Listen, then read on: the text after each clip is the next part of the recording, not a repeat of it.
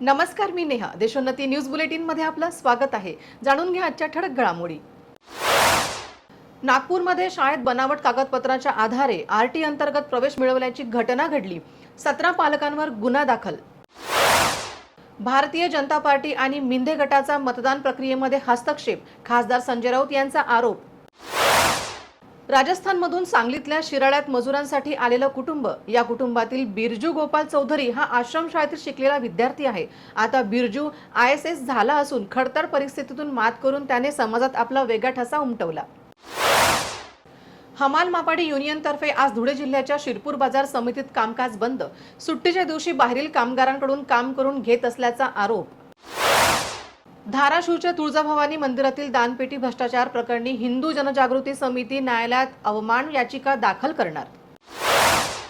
गेल्या काळात उद्धव ठाकरेंनी नीट काम केले नाही, आमदार आशिष शेलार यांची टीका. नव्याने RTA प्रवेशासाठी नोंदणी सुरू. पालकांनी आपल्या पाल्यांच्या प्रवेशासाठी 31 मे ते 2024 पर्यंत नव्याने अर्ज सादर करावे. यवतमाळ जिल्हा परिषदेचे प्राथमिक शिक्षणाधिकारी बुद्धभूषण सोनोने यांचे आवाहन. नागपुरात ध्वनी प्रदूषण रोखण्यासाठी वाहतूक पोलिसांनी राबवले अभियान. वाहतूक पोलिसांच्या वतीने हातात नो हॉर्नचे फलक घेऊन जनजागृती करण्यात आली.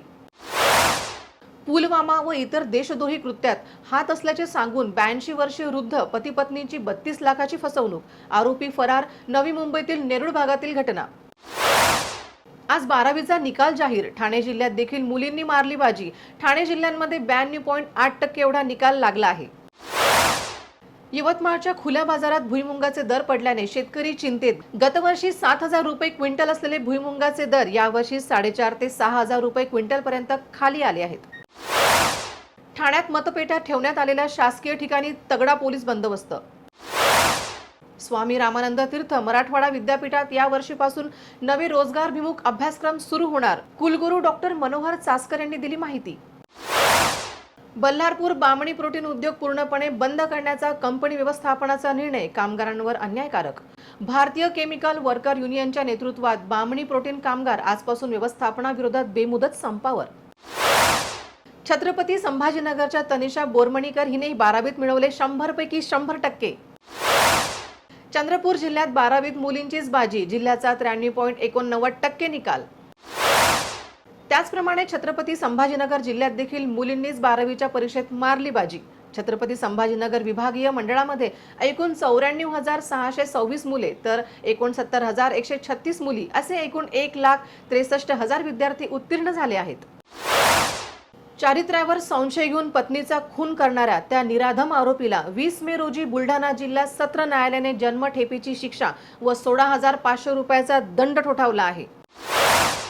King boxing sport association Maharashtra राज्य यांच्या वतीने 21 मे ते 26 मे किंग ऑफ बॉक्सिंग चॅम्पियनशिप 2024 चे पुण्यात आयोजन. अकोला जिल्ह्यात अकोट तालुक्यात काल रात्री झालेल्या मुसळधार पावसामुळे केळी पिकांचे मोठ्या प्रमाणात नुकसान. महायुतीला भरघोस यश मिळणार नाही. बच्चू कडू यांचा महायुतीला घरचा आहेर.